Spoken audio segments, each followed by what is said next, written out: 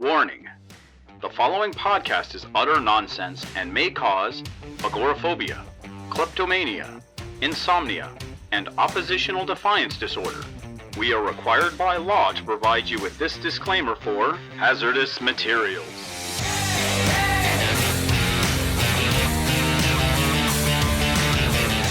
Back to another quarantine edition of Hazardous Materials, last week's comics this week. We're thinking this is probably going to be the last time we're going to do this particular format. We're going to migrate to the studio next week as new comics are actually coming out. We're going to start doing the show we intended to do in the first place. So I've talked to Gideon and we hugged it out and we shared saliva. So, I mean, if we're going to go out together, I guess we're going to go out together, right, boy? Sure, whatever you say. If that's the case, I'm going to stay here on the Lego Enterprise. It is a fine enterprise. Thank Although you. I can't see Picard, and that's really hurting my feelings. There he is. The torsos are by Minifig FX. If anyone wants to make their own bridge crew, the bridges of my own design, and that was one of my quarantine projects that I'm very happy to show off in my background. I had no such quarantine projects. I really don't have much to show for my time indoors, except the fact that I have truly mastered Amazon. Even the slightest thing. I mean, I had some lights go out on me in my my bathroom. Instead of actually planning a sojourn out to Walmart, I'm like, I can get some LEDs off Amazon. Doink. And that happened. Wow. I got all kinds of crazy shit. I even got this cool little fan for my desk because it was too hot during the days. Nice. All right. So what we're here about, what we're going to talk about, is issues 18 to 25 of the original New Mutants run. This is the one that Chris Claremont did in the mid-'80s. With Bill Sienkiewicz on art duties. Going straight into the sloppy, crazy ink style that came from Moon Knight and is now in, I guess, an X-Men book for some reason. Bill Sienkiewicz. I've made no mystery that as a child, when I was reading this, I did not do well with the art shift. It went from this nice and clean Bob McLeod and then to Sal Buscema, and then boom, this crazy, moody, strangely angular and heavily inked version of Sienkiewicz. Yeah, you look at this his first page with Danny Moonstar wrapped up into a blanket that morphs into the Demon Bear at the end. It's wild. It's something like you don't even see art like that in comics today. It's so wild and experimental, very strange to throw into the mix on what, but at this point was a very traditional looking comic style for the 80s. And you just have absolutely wild stuff in this book. I can't compliment the art enough. Now, while as a kid I was kind of thrown off, I still continued to buy and collect New Mutants with the same fervor that I'd always done. So every issue was like super important. I would go to the newsstands, not newsstands, but the convenience stores back when they actually sold comic books with magazines, looking for the newest New Mutants. And it actually has that particular run as some of the best character development for what was at the time my favorite character, Wolfsbane. Oh yeah, there's a lot of great Wolfsbane stuff in these issues. There's a lot of great stuff in both her the beginning of the Cloak and Dagger saga, which was the fairy tale comic, and the Slumber Party comic, which deals with Warlock's arrival. Yes. I really love the Epic Collection, which is for the Demon Bear saga, which includes all of Sienkiewicz's issues and should be able to find at your local comic book store or online. They include the house ad announcing this run with an awesome Bill Sienkiewicz sketch with "Don't call them ex-babies anymore" across the top, is kind of heralding the drastic shift in tone the book would have, because whoo boy, does it get real spooky real quick. Yeah, it almost seems like the audience it was speaking to decidedly went from the early teens into the late teens real quick. It's like, oh, you ain't 13 no more. It's time for some 15-year-old horror. Yeah, exactly. And of course, this also continues the strange trend of sexualizing Danny at a turn of a coin. Yeah, Yeah. couple of uncomfortable moments there. But that said, Demon Bear Saga is probably a top 10 X-Men story for me. If for nothing else, the visuals are so powerful and striking.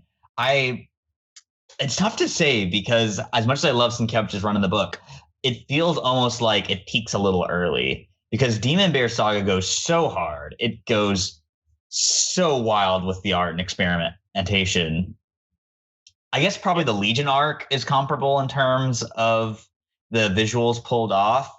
But for the section that we read for today, the Cloak and Dagger story definitely doesn't compare the Demon Bear Saga, as particularly like in terms of character development as well. Because Demon Bear Saga, like it shouldn't be understated that while the artwork is absolutely steals the show, Claremont's still doing absolutely incredible character work in this book. And I did some reading beyond the story arc the two story arcs that we're doing today. And I looked at the Legion books and, I didn't recognize a lot of stuff in there. And I had to go back to my childhood and wonder what was going on during that time. And for a while, I stopped reading New Mutants from Legion all the way to Brett Blevins. Mm-hmm. I wasn't reading it. Wow. And then when I started reading is pretty much when Cypher was killed. And I'm like, what the hell? I really wish they would collect those issues between here and Fall of the Mutants, because after this point, New Mutants is collected very sporadically, so it can be a little hard to track down in trade form. You can probably still find the singles without too much issue, but I mean, trades are so much more convenient, and I love the way they look on the shelf. Because my New Mutants run, it jumps from this to Fall of the Mutants to, I'd say Asgardian. Yeah, Asgardian War comes before Fall of the Mutants. So this to Asgardian War, Fall of the Mutants, Inferno. Man, I'm with you. I do love me some hardback trades, and they do look good on the shelf. My collection of Blackest Night is like a shelf that's this wide. All those tie-ins. Yeah, and I did recently buy the Marvel Masterpiece hardbound edition of the collection for Spider-Woman comics from 1979 to now. Nice. So I'm waiting for the first one of that because they've only released one. The second one is like at the end of summer, and they're just this high end quality of cover, and I'm really looking forward to it. You know how much I regret not getting the Dazzler one because instead of doing the normal kind of grayish like border around the cover they normally do, they did a glittery cover. It's amazing. It's so good. If I'm not mistaken, wasn't Sienkiewicz involved in Dazzler as well? Yes, heavily involved. He did quite a few covers for the book. He did a lot of character design work for it as well. And whenever we do our fourth and final part of this New Mutants coverage, Dazzler does show up in New Mutants. So nice amount of covers there. We truly are the Punisher Volume 1 miniseries of this. But remember, I don't know if you're old enough to remember this, but Punisher didn't have his own book for a very long time. But then he came out with a miniseries. It was going to be 4 issues. 2 issues into this, the banner across the top said, hey, this is going to be a 3-issue miniseries. Then it got to 3 issues and got to 4. And then right at the 4th issue, no, it's a 5-issue miniseries. Shockwave cover on number 5 that says number 5 in a 4-issue series. And then when the book ends at 80 or 81, it's number 81 in a 4-issue series. If I'm not mistaken, wasn't Sienkiewicz in that issue? Yes, Sienkiewicz did quite a few covers for the Transformers book. I remember that cover, Shockwave. Love Sienkiewicz, very strange choice for the Transformers, but it ultimately worked. Like his covers, he got around a lot in the 80s. Dude was an early cover superstar because nowadays it's very common to see artists that primarily have cover work versus interior work.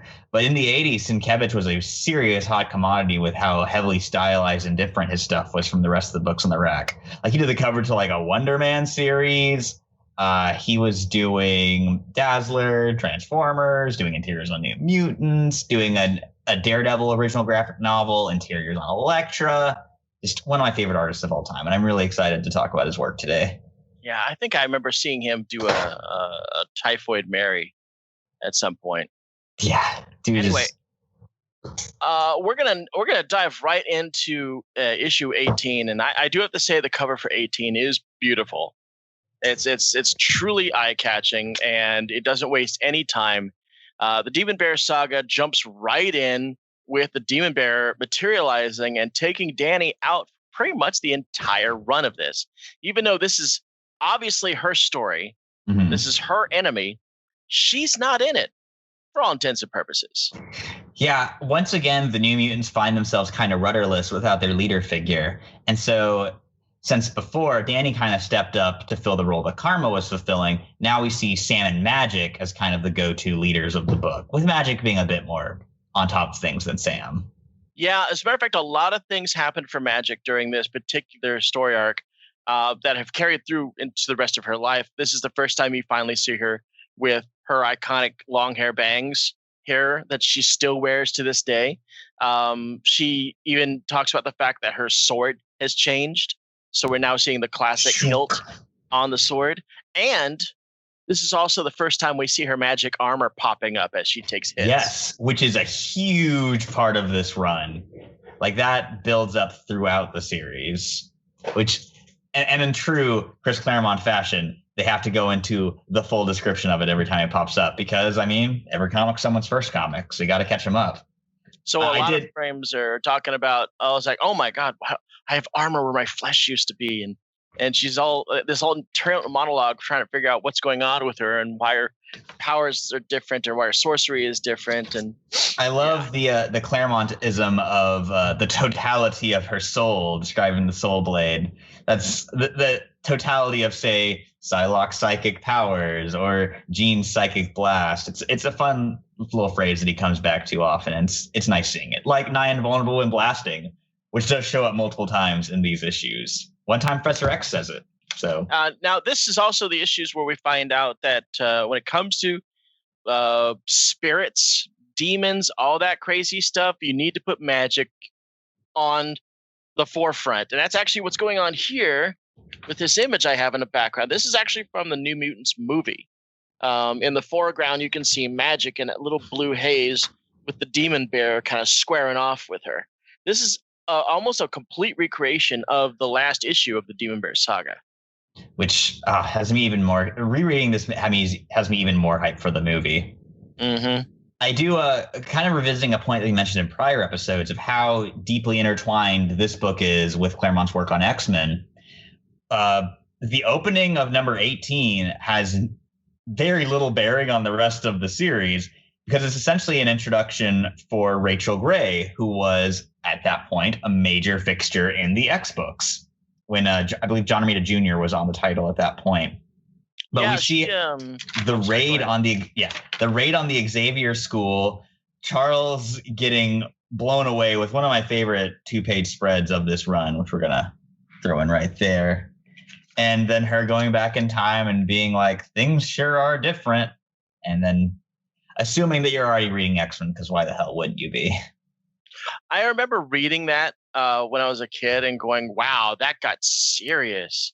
Because Xavier took it almost, you'd think it's a tank shell because all the tanks are there, but it's obviously a rifle. Shockingly graphic. But it is very graphic. And this is, the first time we ever see Rachel in the present trying to connect with the X-Men. And, and of course, in fashion of New Mutants, it's very personal and low key. I mean, you've got entire pages of her just standing outside trying to make a decision of whether to go in or not. And she encounters the cops and she's like, oh, the cops, they're not trying to kill me. He's just curious. And X-Men wouldn't waste pages on that stuff, but New Mutants will.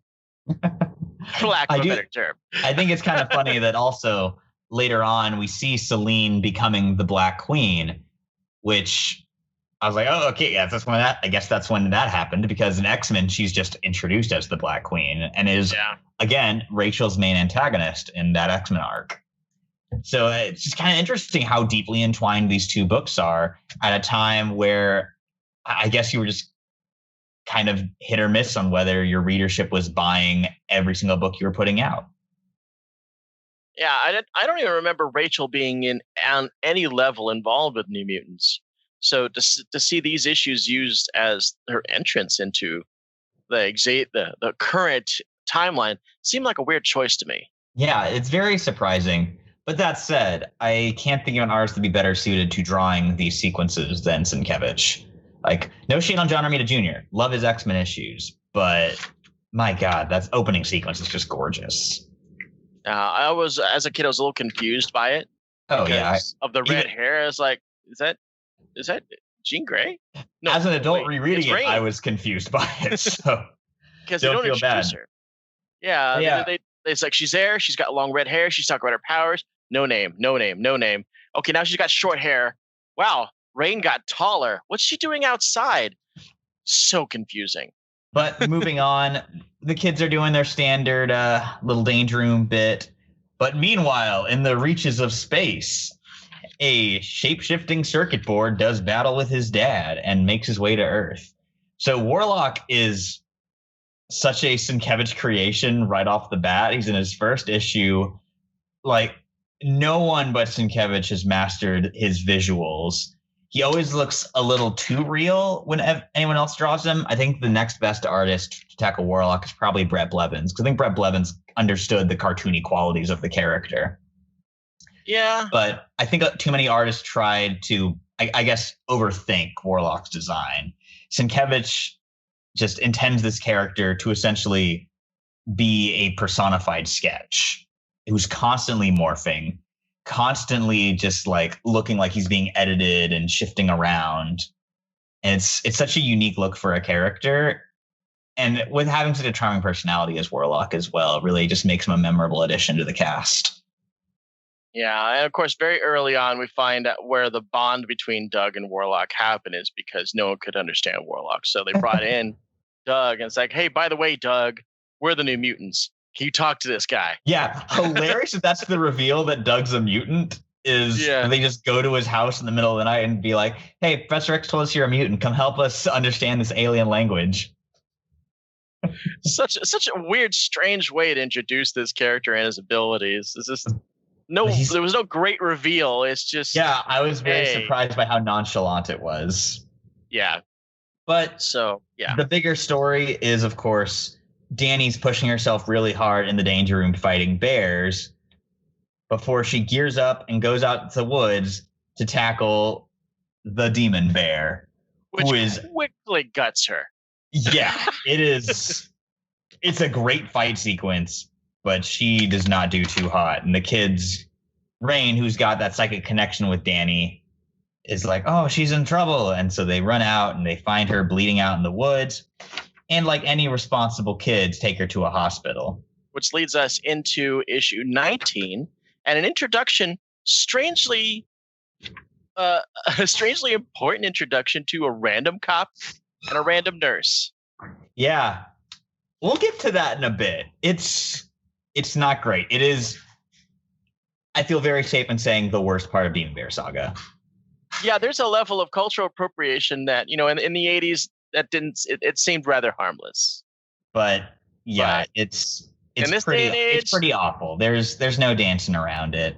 We'll get to it when we get to it, but buckle up, folks.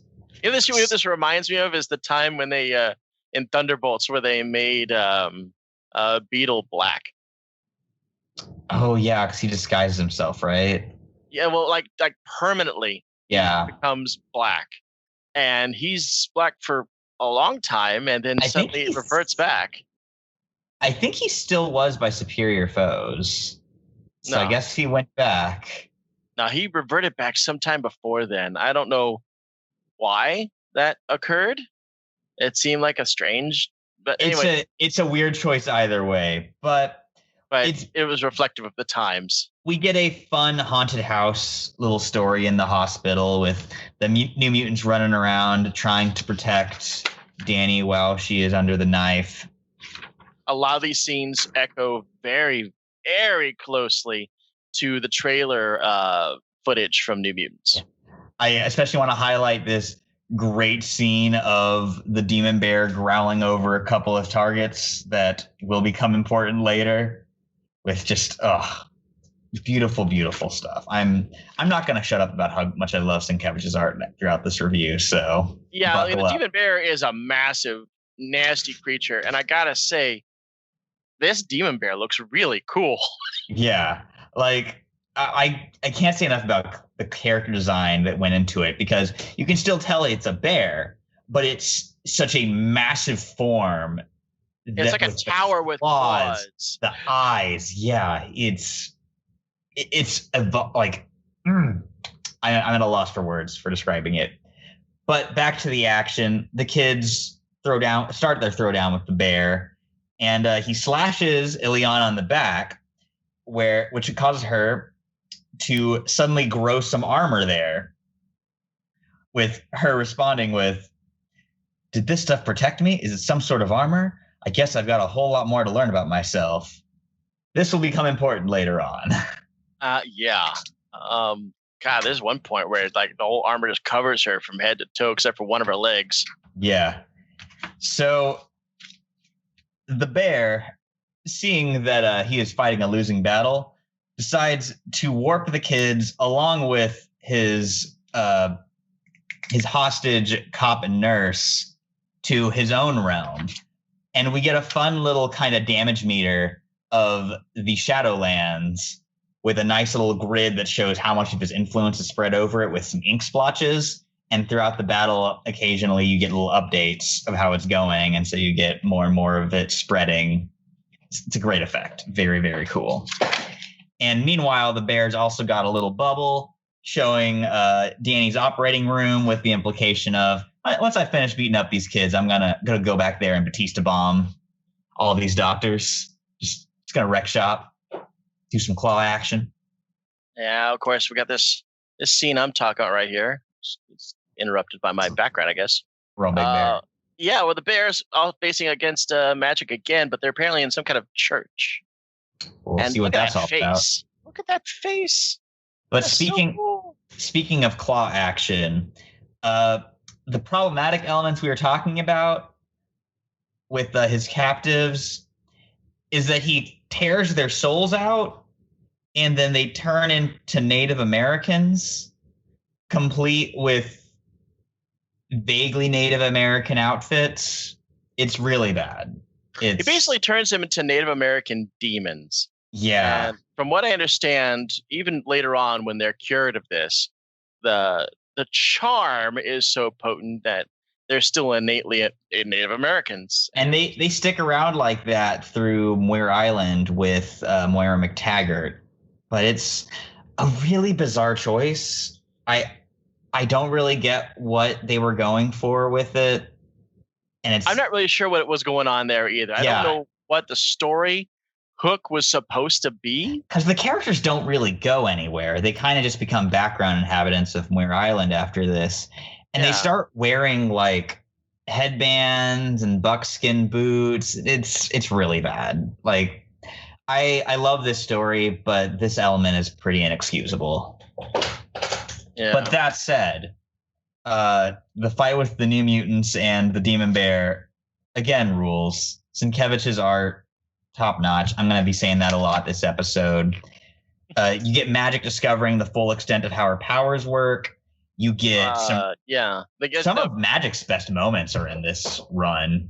Yeah, they get dragged into the spirit world, where at the very beginning of each of the comics, they get a little map that shows you where the shadow parts of the world are happening. And while they're continuing to fight this bear, the shadows are growing.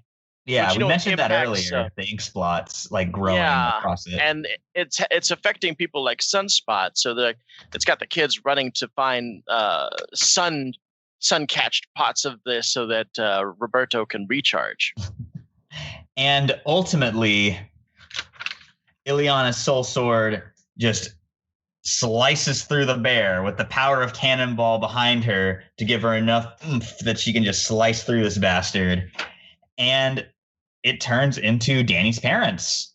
Who are not dead. Yeah. She has long thought that the demon bear killed her parents, but they just were absorbed by the spirit, essentially. And because they were absorbed by it, they were the reason why the bear sought Danny out, because her parents were trying to find her.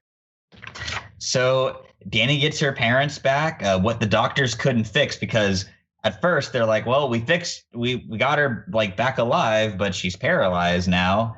The healer from the Morlocks is able to give her the use of her legs, but not immediately. It is a slow process. Danny has to relearn how to walk through the next few issues. And so that's a interesting challenge for her to go through. Like we see her in the next issue in a wheelchair, and then she moves on to a cane, and eventually she does have her full mobility back.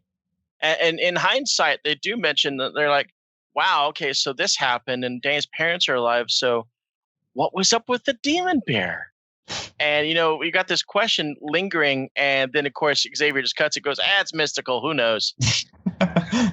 Might as well have had a little tag that says the demon bear will return in X-Force. Yeah. I mean, did he come back? They did do in the when Clayton Crane was drawing X-Force with Kyle and Yost, I think, were scripting. They do a demon bear arc where Warpath and Danny have to fight it. I've always is that during the time that Danny was had a full face mask and she was with the MLF? No, this is considerably after that. This is like this is Necrosha era X-Force. Oh wow. Yeah. So they did he ever team up with Adversary? No. I feel like it's a missed opportunity. That'd be a pretty cool team up. Well, I mean, culturally speaking, the whole bear thing was Cheyenne, while the Adversary was deeply rooted in Forge's Sioux ancestry. That's fair. But nonetheless, X-Men villain's got a villain. Yes, the Adversary was a cool one. He looked great. Adversary sometimes has a great design. I've seen some modern looks where it leans a little too hard into, we got to make his headdress the biggest possible thing. I always like the fact that when they drew his headdress, the tips of the headdress seemed to be kind of like drooping a little. Like there was a level of decay or corruption involved. Fall of the Mutants is probably my favorite X-Men story. Really? And oh man, I love it. And they're definitely walking a fine line on with the Adversary. The whole time I was like, all right, Claremont, you're on thin ice. We'll see it. But it turns out phenomenal. And it's such a good Forge story. Like that story is why Forge is one of my all-time favorite characters. I'm still gonna stick with Mutant Massacre. Mutant Massacre real good. I think we're gonna say that's. I'd safely say that Fall Mutants and Mutant Massacre are our favorite stories of the 20th century, because damn Hawks and Pox. I love Hawks and Pox, but it's hard to beat Fall of the Mutants. Hawks and Pox doesn't have Dallas getting torn through time and NPR reporters from real life on the scene. Well, yeah. Oh, I don't know. I'm gonna go fanboy here. I think the Hawks and Pox would do a lot better if they had Sabretooth in the Hellions book. You know what? Honestly, he'll probably show up in the book. I feel like they're building. I'm sure he will. I feel like it's going to have there. Yeah, I feel like they're going to cycle through members pretty quickly. That book. It seems like the right book for him. Oh, yeah. I'm assuming that Hitchens has a plan for Creed, and that's the reason why he's the only person in the pit. Yeah. Basically taken out of the cycle, and maybe he's going to be part of another storyline. That's how I'm being optimistic. We'll see. We'll see. Anyways, issue number 21 is a classic Claremontian cooldown issue where they just hit you with a very heavy arc, and now we're just gonna have a good time. We're gonna have some fun. It's time for Summer Party. Yeah, the kids invite a bunch of kids over for a big old sleepover, and one of my favorite details in the opening 2-page spread is the Louise Simonson cameo. I saw that too. I was just looking at that going, hey, in the big spread, and she's just right there in the foreground. I think someone even calls her Wheezy at some point. So yes, they do. Just to make sure you caught the reference. I totally saw the Wheezy reference. I also think I saw Brickman in there as well. Oh, where at? She's the one on the left of the big 2-page spread. Or on the right? Because Simonson's on the left. Okay, so I'm getting them back to front. Okay. I'm not looking at the comic right now. Let's see. I don't know. I wouldn't recognize June Brigman, but that's cool. I figured that okay, so if Louise Simonson's up here, there's probably some other people snuck in there. Yeah, that's really cool. It was very clear to me that we were looking at some real people faces in that spread, And I was like, that has to be Louise Simonson. Yeah, That that has to be. And if that's true, then the other woman had to be Louis Brigman. was very fun. Yeah. But here we've got the kids just trying to mingle with the locals. You got a little bit of hint of some stories to come with Warlock zooming through Asteroid M. I got a good chuckle out of. Of course, we got our mandatory Tom Selleck reference. And Rain actually started getting a face again. I know Sienkiewicz's first issues are kind of blocky and mismatched, but he started actually drawing her face in a recognizable way, which I thought she looked cute. Yeah, this is a good focus issue for Rain as well. We get the other girls giving her a makeover, and Sam, poor sweet stupid Sam, sees her and goes, "Excuse me, miss, who is this gal? She's gorgeous. Could we please speak to Danny or Ileana or Mara or Rain?" And then she goes wolf form and gut shots him. gives him a good shot in the nuts or the gut. It's okay. Looking at it, it's definitely the nuts though. Yeah, we all know what's going on, and she doesn't even feel bad about it. This leads, of course, the two boys to go and I guess do their own thing. Sam's skinny dipping in the waters outside, and that's when they encounter the Warlock meteor. Yep. And in fine teenage boy fashion, hey, let's take this back to the mansion. And of course, the robot wakes up and starts using that techno-organic virus so he can eat. Knocks the power out while the girls are playing with a Ouija board with Danny supplying some demonic imagery. And Rain, as always, got to have a panel of Rain questioning how holy these things are. But it still does not feel right. There are real demons and magical beasties in the world. We fought them. Invoking any of their kind, especially in jest, smacks of tempting fate. I thought the Mara was more sensible. Well, in the Magic Limited series, it's very, very specific about how Magic does her work, is the fact that she uses white magic in a black magic way. Mm-hmm. So, like, her pentacles have that pure white fire, but she's still facing the base of it instead of the point. And it's such a fun detail. I love how much thought they put into how Magic's abilities work. Yeah. And also that Lockheed's around, because Sienkiewicz draws a super cute Lockheed. He did a great job. I was really surprised by that. It has not been as messy as I recall, and I think it's because I didn't react very well to Warlock when he first showed up, because I couldn't tell what the fuck was. There goes my F-bomb. I couldn't tell what was going on. He's so cute. I love his little bug-eyed reactions. I love the way, like, his spindly limbs and how he morphs throughout the book. Do you remember in I think it was in the Asgardian Wars stuff, when Art Adams was drawing Warlock, and there's that scene where he comes swooping in as the Enterprise? Yes. Good stuff. I remember really that. Fun. He was a big fan of shape changing into various aircraft. Yes. I loved that, and I think that was mostly when Simonson took over the book. Well, I think when Claremont was still where they had him and Doug doing their team combo armor stuff.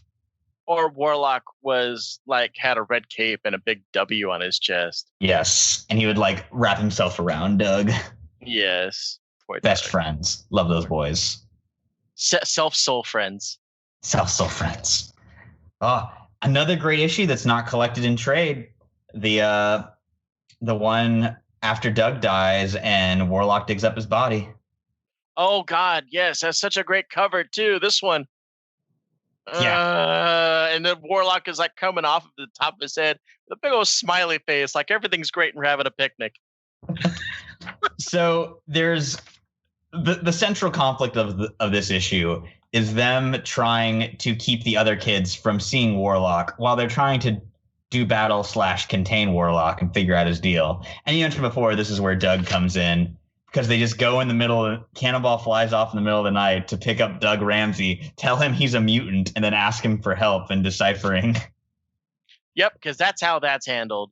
Meanwhile, Rain has shifted into her wolf form to take care of something, only to have some of the slumber party girls recognize, hey, that's a nice dog. Daniel's like, it's a wolf, actually. And they're like, ooh, you mean like ElfQuest? And I'm like, A fun shout out. a fun shout out to another book. As a child, I cherished ElfQuest. It's the pennies are still putting out books. They did a thing called Final Quest, which I really thought was going to be the end of it. And then they did more. And then they decided, we're going to do this thing with Skywise. Yeah. I really like the detail that Rain still has the same rose in her hair when she morphs into the wolf form. That was very cute. I didn't notice that. Yeah, there's a little like silver rose that she has in her hair. And then when she turns into the dog, she's got the rose still. But all is well that ends well. The kids are able to understand where Warlock comes from and like, hey, you're just like us. You're also running away from a world that hates and fears you. And so they introduce him to Chucky Z, and Charles is like, welcome to the New Mutants, even though you're not a mutant. He's a sweet robot boy. Warlock is a mutant. A mutant robot. He is a mutant of his own race. This has been firmly established. All right, that's a loophole, but I'll allow it. It is a loophole, but a loophole nonetheless that works. Technically correct. The best kind of correct. The best kind of correct. One thing I really love about these issues going forward is starting with this one, we start getting character profiles at the end of each issue. Mm-hmm. And this one, we get some great, just awesome little full page spreads of Cannonball. We get a great Magic, and we get a great Sunspot. Mm-hmm. And I wish more books would do stuff like this. It's just really fun little detail.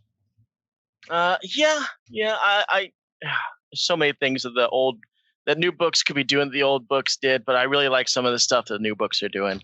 It's true. I mean, like Hickman's full text pages explaining stuff that he doesn't want to explain with pages in the comic. And you got to have those PowerPoints in the middle of your book, right? In a Hickman book. I love those Hickman PowerPoints. I do too. Especially Sinisters. My favorite Hickman book, Pax Romana, the entire epilogue is just a timeline. Like, it's just pages of here's how the effects of this book affect the future. It's a very fun little graphic design detail of his. And he does the art on that as well. Of course. But we get a little break before we go into the next arc where the kids meet rock and roll mutant Lila Cheney. And this is her first appearance. And the return of Bob McClode doing art towards Yes. Very, very surprised to see him back, but he really fits the story well. One thing I was very surprised by was Warlock's affable human disguise, where he's like a 6 foot tall brunette boy. Yes, indeed. I remember back when City of Heroes first came out, I made a team of a bunch of people, and we basically just, I'm going to say it, we copied the New Mutants. As one does. And we duplicated their red and their yellow and black uniforms. And I remember this one guy kind of came in a little late, and it's like, okay, you're going to be Warlock. And it's like, well, how are we going to do that? And it's like, I dug up that annual issue. It's like, be really big and have brown hair and wear this. So Lila Cheney is a mutant singer / thief who has the power of teleportation, but only across planetary distances. And in this issue, she is going to steal the planet Earth and sell it. Because that's what you do. So, yeah, the way her teleportation, it's like the weirdest thing. It's like, if I want to go short distances, I have to do it the long way. I mean, she goes from planet Earth to a frickin' Dyson sphere. Yeah. Out somewhere, and then comes back just to go normal distances. And meanwhile, she's being stalked by the Varanknen, who are some lizardy people with big old, I don't even know what to call them, whiskers, mutton chops. They're extra long rubies. Yeah, and of course, the kids get mixed up in things. Cannonball has, I'm not going to call it a tryst, but Lila takes a liking to him and teleports him to her Dyson sphere. Starts putting the moves on him, gives him a little leather outfit. The poor boy wasn't ready for it. And the continuity of that is, of course, that when we go back to the Cloak and Dagger storyline, Sam is wearing a Lila Rocks t-shirt, and his image is now that of Billy Idol. Yeah. So, oh man, yeah. Like Billy Idol by way of Randolph Scott, because he's still got that. He's still got that Southern boy look to him. Scott. It really is shocking to me how much he looks like him. Like, you know, that good old cowboy, got a little corn-fed boy. But yeah, Doug uses his translation powers. Everyone goes home safe. Bobby's jealous that his buddy can mac on gals too. And that brings us to that's bad. He can't have that. And that Bobby's 5'4". he's got growing to do.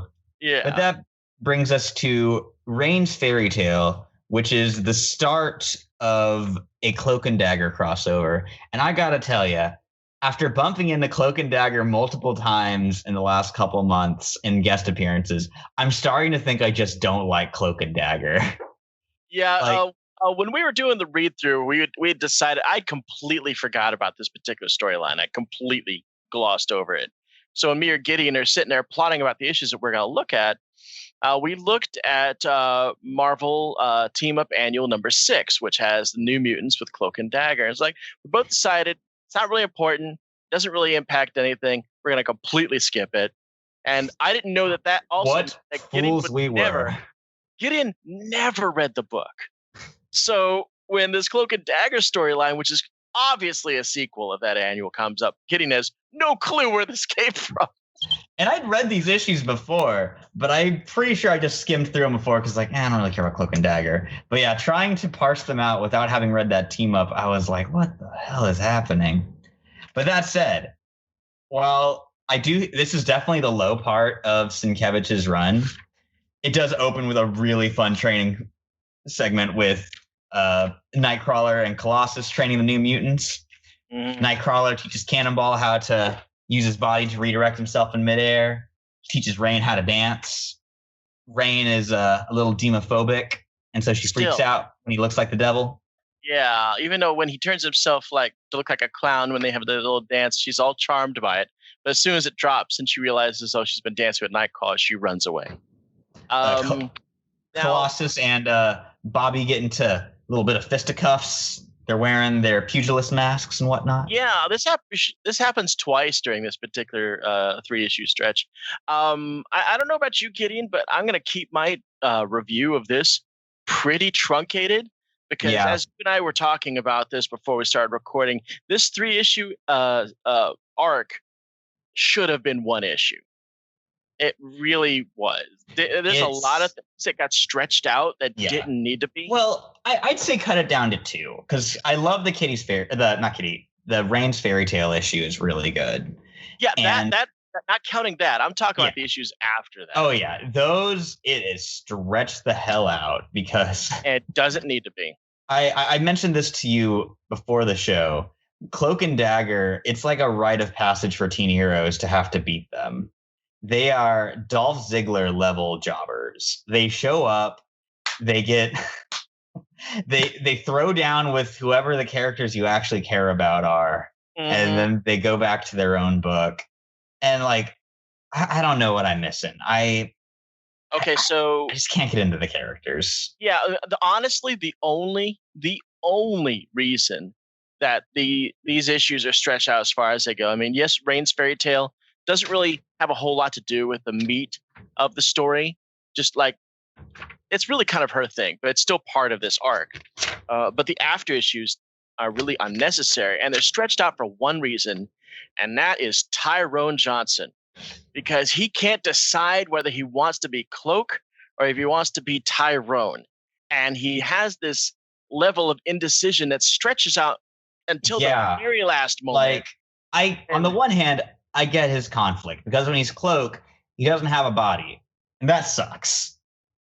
On the other hand, it just gets to the point of cartoonish of how back and forth he goes with the issue. And it's just good Lord, and he's got that horrible stutter, which I don't know if you've ever read a stutter. It's really annoying. it's frustrating to read. Like, I clown on Claremontian accents all the time, but this goes a step beyond. And you know what? Kudos for trying to replicate a stutter in text, but it's a really frustrating reading experience. Yeah. Now, that said, the Hellfire stuff's really cool. Hellfire stuff is really cool. I like Celine's ascension to becoming the Black Queen is interesting. And also, Manuel da Costa becoming, what's his new rank? Is he the bishop? Black Bishop. Black Bishop. Okay. So what happened? So we didn't even talk about Rain's fairy tale at all. She basically is, while the other kids are playing, she writes a little fairy tale version of herself who is a friend of the animals and turns into a wolf and goes and fights the bad guys to save her prince, while her body is doing other things that are maybe comparable to that. Yeah, because you see the cloak and dagger powers. When Sunspot and Rain were mixing it up on Cloak and Dagger, they absorbed their powers somehow, and their powers are controlling them at night. And Bobby's going around beating up Colossus and eating him. And Colossus has sad dreams of the time that he walked out on Kitty for that alien in Secret Wars. And then he left that Secret Wars alien behind with a possible baby. And then Wolverine took him to a bar to beat his ass and let Juggernaut do it for him. They don't bring that up in the issue. I just bring it up because it's one of my favorite issues of X-Men ever. Oh, and by far one of my absolute favorite frames of art where Juggernaut drops the entire bar on Colossus. So good. So good. Oh, another highlight from this issue. And again, that does not have much bearing on New Mutants, but has a ton of bearing on X-Men.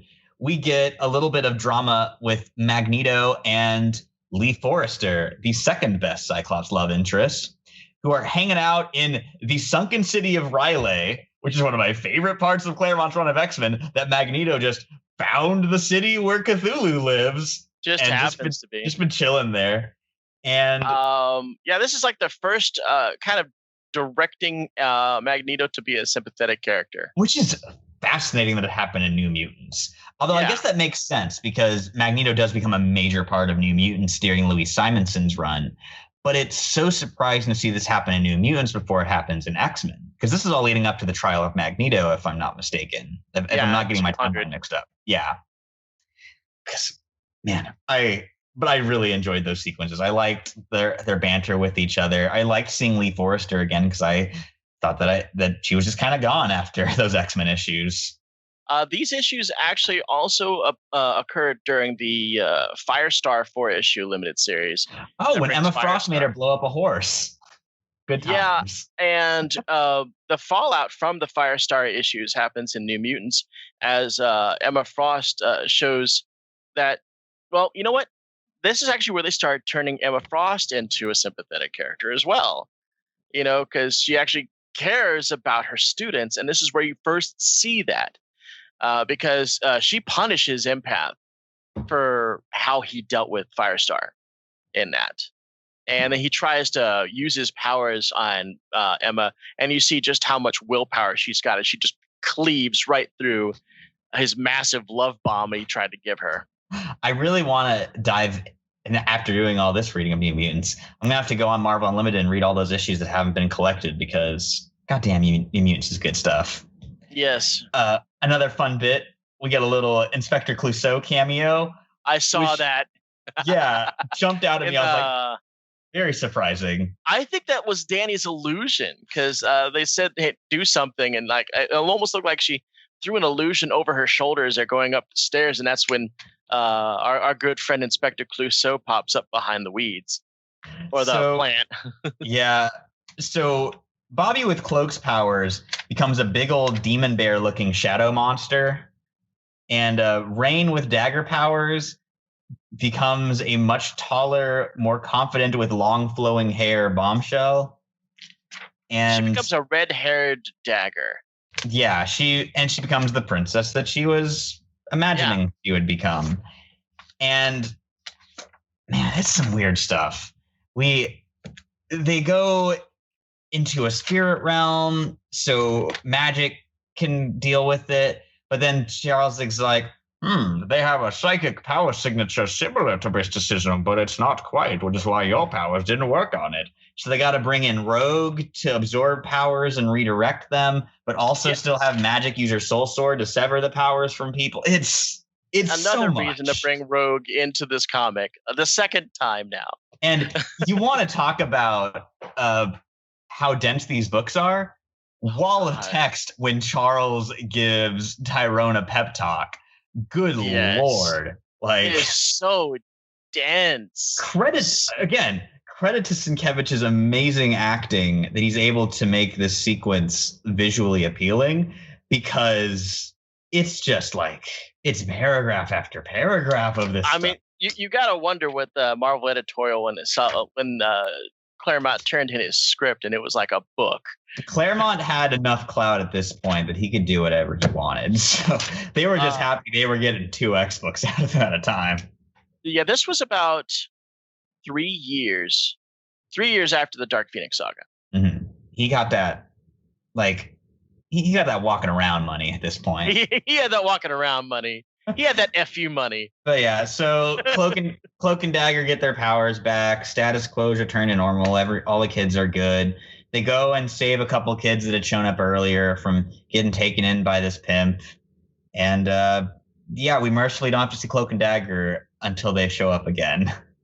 But in a very fun tease of the next arc that I'm very excited for, one of our character profiles for this issue is Legion. And this is all of his crazy Sienkiewicz hair. His first appearance.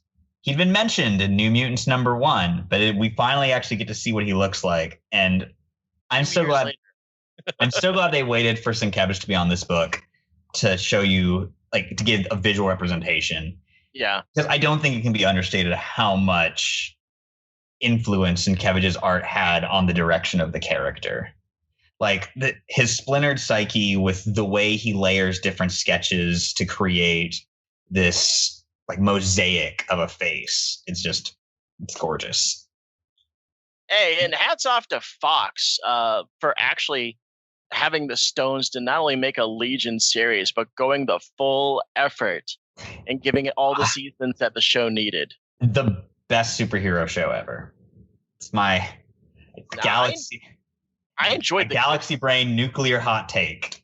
Yeah, I enjoyed The Gifted, but I heard that a lot of critics were really just showcasing Legion as the breakout hit of the 20th century Fox mutant era. Yeah. Legion is, like, that first season of Legion is a perfect season of television. I think season 2 kind of gets lost in the woods a little bit in the middle, but it finds its footing by the end. Haven't watched season 3 yet. Very excited to. But I never watched season 2, but I definitely love Aubrey Plaza. So she kept me bringing back to season 1. Yeah. I didn't want her to be dead. Big spoiler for season 1 of Legion. If you haven't watched it, hit that skip 15 seconds button. But Aubrey Plaza as Shadow King, one of the best supervillain performances of all time. Oh God, yes, Shadow King. Wow, she's so good in that role. And so well done that we're bringing Shadow King up now because of how intrinsically tied into New Mutants he was. Yes, which we will see not in next week's episode because we will be covering new comics, but the week after. So Marvel is releasing new comics issues every other week and releasing trades in the weeks between those. So given that that's a good half of our coverage gone, we decided that we would continue this feature on off weeks. So when weeks we have enough books to pad out an hour-long show, we can do our regular series episodes with news and comic reviews. And whenever it's a little bit light, we can go back to our graphic novel reviews and suggestions. Yeah, maybe next week we'll have a lot more about the Zack Snyder cut of Justice League that was announced. Oh boy, we'll be talking about that. Yeah, because we're hearing more stuff about it. So maybe next week we'll have a lot more to talk about. I'll have some juicy news. And our Mutants of the Caribbean arrive next week. Yes, there is a hot issue of Marauders coming out next week. So I'm excited to continue our Hawks and Pox era X-Men coverage. Yes. So I guess closing thoughts on this first couple arcs of Chris Claremont and Bill Sienkiewicz's run on New Mutants. Demon Bear Saga, all-time great. Phenomenal artistic showcase. It has one major flaw that has aged atrociously, but barring that, it's 100% earns its classic status. It's just such a good book that's worth reading today. Yeah, they're making a movie of it. What else you got to know? Hopefully they won't Dark Phoenix it. Man, my fingers are crossed because, man, I just want to love this movie. I want to love this movie. Well, as much as I also want to love the movie, bear in mind, I also wanted to like Cloak and Dagger. So maybe I just need to read their own book. Maybe they just suck when they show up in other people's titles to get clowned on. I actually need to watch the last season of Cloak and Dagger. And I've heard the show's good. I want to check it out. It is good. It is good. And my buddy Steve, my HeroClix playing partner Steve, which when we do a HeroClix episode will be on the show, loves him some Cloak and Dagger. Did they make a 150-point cloak and a 150-point dagger?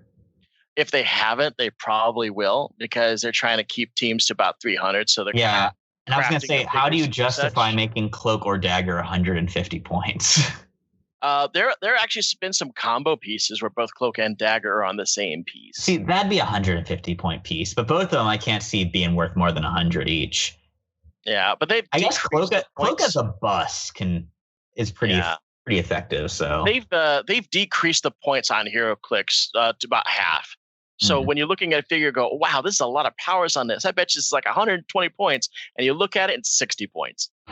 I think it's because they want people to make larger teams. Yeah, and I 100% appreciate that because when I was playing HeroClix, a problem I'd constantly run into was, well, damn, I can run this one big piece, I guess one crappy piece to fill in the rest of the points. Yeah, you just got to hope to God that Captain Marvel you just poked out is going to be able to kill everybody. Yeah. No kidding. Like, our boy Scarlet Spider right here is a 60-point figure. Kane. But I guess with that's going to wrap it up for this week. Casey, if you want to take us away with our standard plugs? Our standard stuff. If you want to support us, please throw some money at our Patreon because we will use this to make the show better. And I promise you, any single dollar that we get, it's going to go somewhere to make it better. We get back in the studio, we need new cameras. It doesn't. You may not know that, but we do need some more cameras. We're trying to get a new camera setup for our HeroClix episode, and it's going to require some new hardware. I think my editor Rob's going to talk about new mics somewhere down the line. So if you feel like that you want to be a part of the Hazardous Materials family and watch us talk about you almost intimately on the show because you gave us money, man, donate. Throw some money on our Patreon. Check out our missing episode from back in this episode number 5. Check out all the images that we've been using in the past few episodes on the gram, which I do need to update. And we need to put all those images from last episode in there because, man, we used a lot of them. We are also present on Facebook. We got all our new episodes are posted every Tuesday on our Hazardous Materials website or our Facebook page. I've also got my own personal project with Comic Book Facts, which I will discuss heroes and details to the casual fan that may have only seen their heroes on media like movies and TV shows. I'm going to explain to you all the nuances of your favorite new character in a way that you may not have known about. And you can find that at facebook.com/mycomicbookfacts. And I think that pretty much covers it. Gideon, you got anything? No, that'll do it for us. We will see you guys next week with shiny new comic books. We'll see you next week in the studio. See you then.